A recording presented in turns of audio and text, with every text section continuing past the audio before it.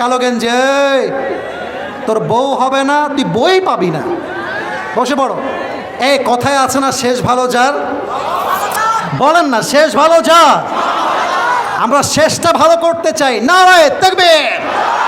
একটা কথা মনে পড়ে গেল, বলা যাবে না মনে হয়, না রাগ করবেন মনে হয়, বলা যাবে নাকি যাবে না? আচ্ছা বলেন তো, 5 আগস্টের কয়েকদিন আগে শহীদ আবু সাইদ যখন রাস্তায় নেমেছিল, কেউ ভয় পাবেন না, কোনো ভয় নেই, কথা বলবেন বাঘের বাচ্চার মতো, বাতিলের মস্তক কেঁপে উঠবে ভয়ের মধ্যে, ঠিক কিনা বলেন? শহীদ আবু সাইদ কি কাউকে গুলি করেছিল? কথা আসতে কেন, জোরে বলেন, করেছিল? কাউকে ছুরি দিয়ে আঘাত করেছিল? আপনার তার বুকে গুলি মারলেন কেন? কেন মারলেন? কেন মারলেন আপনারা? আমরা তো কাউকে ক্ষমতার থেকে নামাতে চাই নাই, আমরা তো গদিকে শেষ করতে চাই নাই। আমরা ছাত্ররা জাস্ট বলেছিলাম কোটার সংস্কার চাই, কিন্তু শহীদ আবু সাইদের বুকে যখন গুলি লেগেছে, ওর বুকে লাগে নাই, বাংলার ধামাল যুবকদের কলিজায় গিয়ে আঘাত করেছিল। এটা আমরা কাউরে আগ বাড়াই মারতে যাই না, আর কেউ মারতে আসলে আমরা কাউকে ছাড় দিয়ে কথা বলি না, ঠিক কিনা বলেন? দোয়া, আওয়াজ আসে নাই জোরে, দোয়া না করে আমরা কেউ বাসায় যাব না। এই যে হাত দেখতে চাই, যাব না, বলেন সবাই ইনশাআল্লাহ। হাদিসে আসছে লা ঈমান আলা লিমান লা আমান আলা, যার কথা ঠিক নাই তার ঈমানের ঠিক নাই, ঠিক কিনা বলেন? আমার প্রিয় ভাইয়েরা, আমার নিয়মে দেওয়া আছে, আমার প্রিয় ভাই আমার ডেট নিয়েছেন, পেছনেই বসে আছেন আমার ভাই, তোর বউ হবে না, তোর বউ পাবি না, তোর বউ পাবি না রে, ওরে সোনামণি, টান টান টান টান করে লাভ দিয়ে পালাই গেছে, মনে হচ্ছে আমি দেখতে পাবো না। আরে ওটা আমার চোখে চশমা আছে তো, কেউ যদি উঠে যায় লুঙ্গি টান দিয়ে ধরে বসায় দেওয়া লাগবে, ঠিক কিনা বলে? পুরো বছরে একটা দিন ওয়াজ মাহফিল হয়, যদি মন মতো ওয়াজ করতেই না পারি, যদি ভালো কথা বলতেই না পারি, তাহলে মাহফিল দিয়ে তো লাভ হবে না যুবক ভাইরা, ঠিক কিনা বলেন?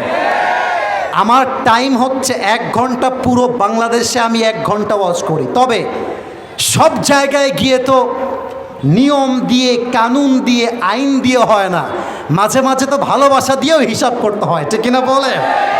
যদিও বা 1 ঘন্টা 12 মিনিট চলে, আমি কি আর 5টা মিনিট কথা বলার অনুমতি পাবো নাকি পাবো না?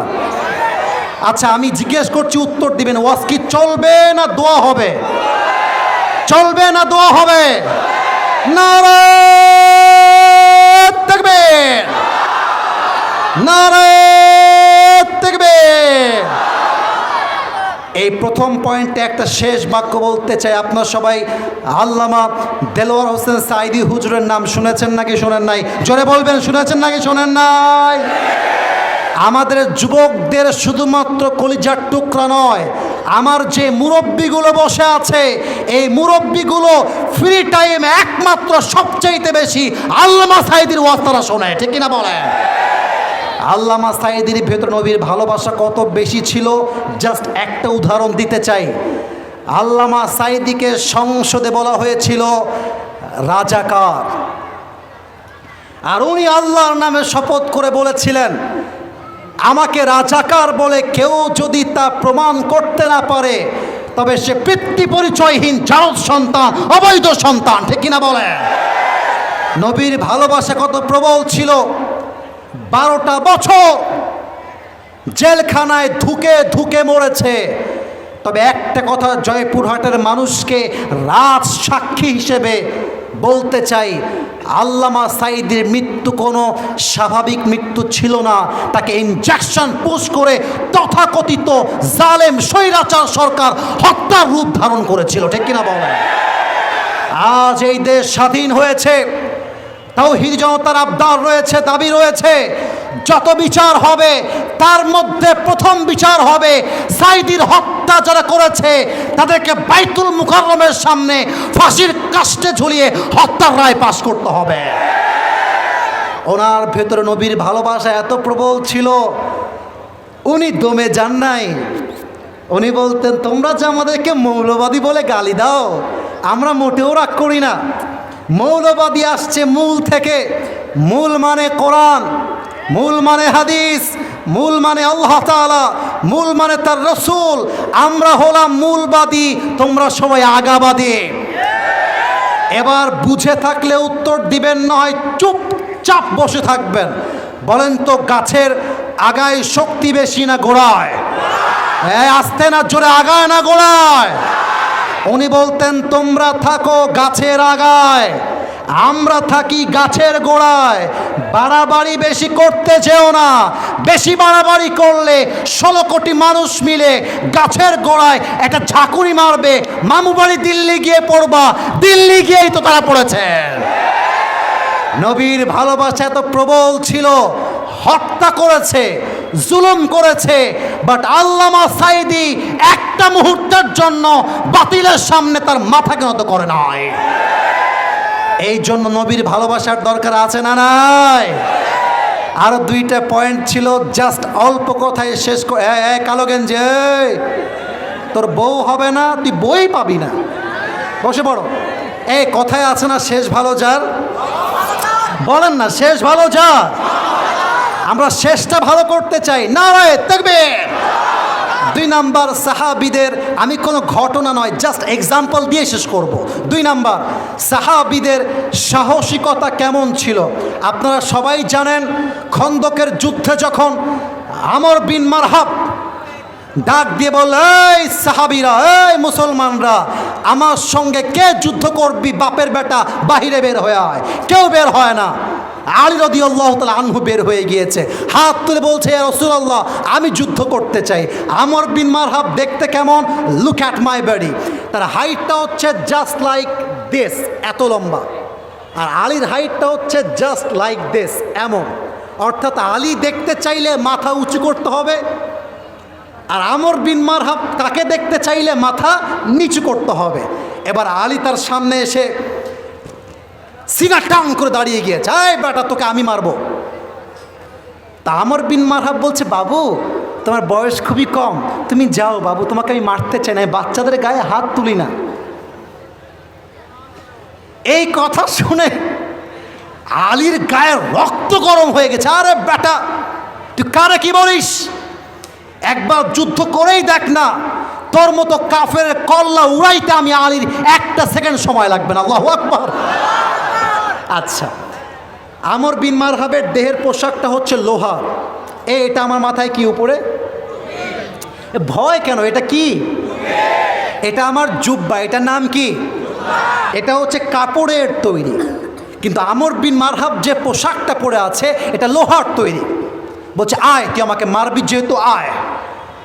আমর বিন মারহাবের এই কথা শুনে আলী এক দামি কথা বললেন। আলী বললেন, শোনো, আমরা ইসলাম ধর্মের অনুসারী, আমরা আগ বাড়িয়ে কাউকে মারতে চাই না, কিন্তু কেউ যদি আগ বাড়িয়ে মারতে আসে তাকে চুল পরিমাণ ছাড় দিয়ে আমরা কথা বলি না। একটা কথা মনে পড়ে গেল, বলা যাবে না? না, রাগ করবেন মনে হয়, বলা যাবে না কি যাবে না? আচ্ছা বলেন তো, 5 আগস্টের কয়েকদিন আগে শহীদ আবু সাঈদ যখন রাস্তায় নেমেছিল, কেউ ভয় পাবেন না, কোনো ভয় নেই, কথা বলবেন বাঘের বাচ্চার মতো, বাতিলের মস্তক কেঁপে উঠবে ভয়ের মধ্যে, ঠিক কিনা বলেন? শহীদ আবু সাঈদ কি কাউকে গুলি করেছিল? কথা আসতে কেন, জোরে বলেন, করেছিল?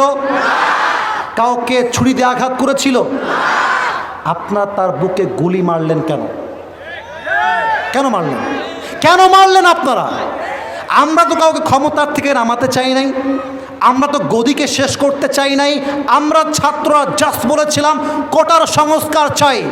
কিন্তু শহীদ আবু সাঈদের বুকে যখন গুলি লেগেছে, ওর বুকে লাগে নাই, বাংলার ধামাল যুবকদের কলিজায় গিয়ে আঘাত করেছিল। এটা আমরা কাউরে আগ বাড়াই মারতে যাই না, আর কেউ মারতে আসলে আমরা কাউকে ছাড় দিয়ে কথা বলি না, ঠিক কিনা বলেন? বলছে, আরে বেটা তুই আমাকে আগে মারে দিকায়। আমর বিন মারহাব পিছু হটে গিয়েছে, 2 পা একসঙ্গে করে 2 হাত দিয়ে শক্ত করে তরবারিটা ধরে একটা লাফ দিয়েছে। আলীর ডান কাঁধে একটা আঘাত করেছে, আর আলী রাদিয়াল্লাহু তাআলা আনহু নারায়ে তাকবীর, আল্লাহু আকবার বলে ঢাল দিয়ে এমন জোরে ডিফেন্স করেছেন, তরবারির আঘাতটা আলীর জামা পর্যন্ত স্পর্শ করতে পারে নাই। আল্লাহু আকবার। আলী বলছে, এই বেটা এবার তোর পালা। আলীর বয়স হচ্ছে 23, আমর বিন মারহাবের বয়স হচ্ছে 35, প্রায় 12 থেকে 13 বছরের ফারাক। এবার আলী কি করেছে দেখেন, জুলফিকার তথা তরবারি নিয়েছে। এই তরবারিটা এখান থেকে মাথা পর্যন্ত নয়, লুক অ্যাট মাই 2 হ্যান্ডস, আমার 2 হাত দেখবেন। এই তরবারিটা এখান থেকে নিয়ে একদম পিঠের পেছন পর্যন্ত নিয়েছে। দেখা যায় না কি যায় না? হাসবুনাল্লাহু ওয়া নি'মাল ওয়াকিল, নি'মাল মাওলা ওয়া নি'মান নাসির।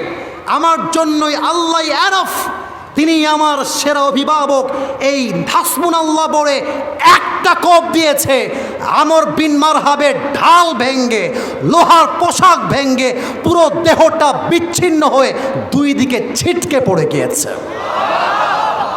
এবার আলী এসে আমর বিন মারহাবের বুকে এমনে বুকের পা দিয়ে বুকটাকে ঠেসে ধরছে, বুকের উপরে পা, বলছে এই বেটা, কাইফা তুকাতিলুনি, তুই আমারে মারতে চাস?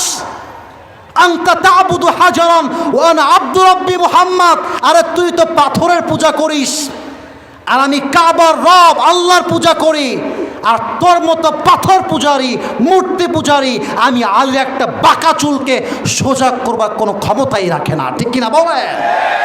আরে সাহস কাকে বলে মিয়া?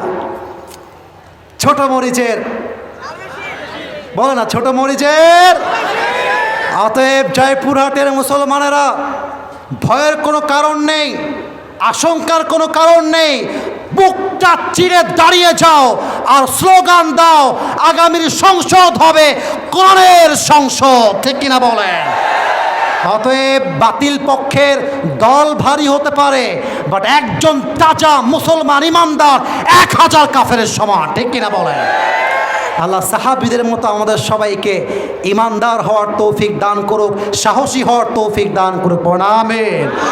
সবাই 2 হাত তোলেন, শেষবার আর হাত তোলাবো না, আর হাত তোলাবো না, একটু কাশি দেন, তাকবীর দেন, নারে তাকবীর। এই শেষ ভালো যার, সব ভালো তার, আর একবার দেন দেখি, নারে তাকবীর। বলেন সবাই হুজুর। দোয়া চলাকালীন জোরে বলবেন, আমরা কেউ, একটু জোরে ডানে আওয়াজ দেয়, আমরা কেউ উঠে যাব না। মন থেকে দোয়া করে বাসায় এবার জোরে বলবেন ফিরে যাব। বলেন সবাই আওয়াজ করে ইনশাআল্লাহ। হাত নামান। দোয়ার সময় no one is allowed to take selfie. আমি যখন নেমে যাব তখন সেলফি তুলবেন। কাউসার, নাইম বা কোথায় তারা, গাড়িটা ভেরি সুন ভেরি ফাস্ট এই দিকে নিয়ে আসো, যাতে করে আমি গাড়ি থেকে উঠতে পারি। সবাই তাকবীর দেন, নারে তাকবীর। আল্লাহুম্মা সাল্লি আলা মুহাম্মদ ওয়া আলা আলি মুহাম্মদ। কেউ যেন উঠে না যায়, কেউ যেন উঠে না যায়। কামা সাল্লাইতা আলা ইব্রাহিম ওয়া আলা আলি ইব্রাহিম ইন্নাকা হামিদুম মাজিদ। মাদ্রাসার উদ্যোগে আজকের এই প্রোগ্রামটি আয়োজিত হয়েছে। কমিটির ভাইয়েরা নির্ঘাত পরিশ্রম করেছেন। যারা আজকে আমাকে নিয়ে এসেছেন তারা হতে পারে আপনাদের সাহায্য পেলে একদিন জয়পুরহাটের মাটিতে মিজানুর রহমান আজহারিকেও তো নিয়ে আসতে পারে, ঠিক কিনা বলে? আল্লাহ কমিটিকে সেই তৌফিক দান করে পড়েন সবাই আমিন। আমরা সকলে দোয়ার দিকে যাচ্ছি, কেউ যেন বিশৃঙ্খলা না করে। আপনার শুরুতেও ঠিক শেষেও ঠিক, জাস্ট দোয়ার সময় আবদার রাখবো 2টা মিনিট চোখের পানি ছেড়ে আমরা দোয়া করতে চাই। আলহামদুলিল্লাহি রাব্বিল আলামিন والصلاة والسلام على سيد الأنبياء والمرسلين وعلى آله وأصحابه أجمعين। আল্লাহ রাব্বুল আলামিন এই জয়পুরহাটের জমিনে, এই পাঁচপুরের জমিনে, আল্লাহ পাঁচ বিবির জমিনে আমার যুবক ভাইয়েরা, মুরব্বী আব্বা জানরা হাত তুলেছে। আল্লাহ আমি প্রথম শুরু থেকে নিয়ে সাহাবীদের জীবন নিয়ে কথা বলেছি, আদর্শ নিয়ে কথা বলেছি, ঈমান নিয়ে কথা বলেছি, হুব্বে রাসূল তথা নবীর ভালোবাসা নিয়ে কথা বলেছি। আমার কথার মাঝে ভুল হতে পারে, ভ্রান্তি হতে পারে, আল্লাহ ভুলগুলো ক্ষমা করে দিয়ে সবাইকে তুমি সঠিক কথা অনুযায়ী আমল করার তৌফিক দান করে দাও আল্লাহ। এই মাদ্রাসার জন্য আমার মাদ্রাসার ছাত্র ভাইয়েরা, ওস্তাদবৃন্দ, কমিটিবৃন্দ দিনরাত তাজা রক্ত ঝরিয়ে, মাথার ঘাম পায়ে ফেলিয়ে তাজা রক্তকে পানি করে আল্লাহ দিনরাত পরিশ্রম করেছে, এরপরে এই মাহফিলটা সফল হয়েছে। আল্লাহ মেহেরবানি করে সবাইকে তুমি ইসলামের খাদেম হিসেবে কবুল এবং মঞ্জুর করে নাও আল্লাহ। আল্লাহ রাব্বুল আলামিন দয়া করে মেহেরবানি করে আমার বাম দিকে আমার কলিজার টুকরা যুবক ভাইরা, সামনে যুবক ভাইরা, ডান পাশে যুবক ভাইরা, আমার মাঝে আমার মুরব্বী আব্বা জানরা, আমার স্টেজে মান্যগণ্য ব্যক্তিবর্গ, ওস্তাদ বৃন্দ, আলেম সমাজ সবাই বসে আছে। আল্লাহ মেহেরবানি করে আমাদের সবাইকে তুমি আজ যেমন এই তাফসীর মাহফিলের মাঠে কবুল করেছে আল্লাহ,